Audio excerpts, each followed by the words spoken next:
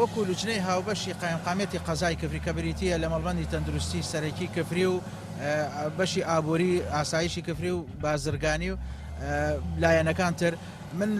پێم خۆشە لە ئیسەوە پێشەکی دەستخۆشییان لێ بکەم لە بۆنەوە لەم چۆن ڕۆژی ڕابردووەکەوە قەدەغی هاتوچۆیە ئەم لوجنەی هاوبەشمانە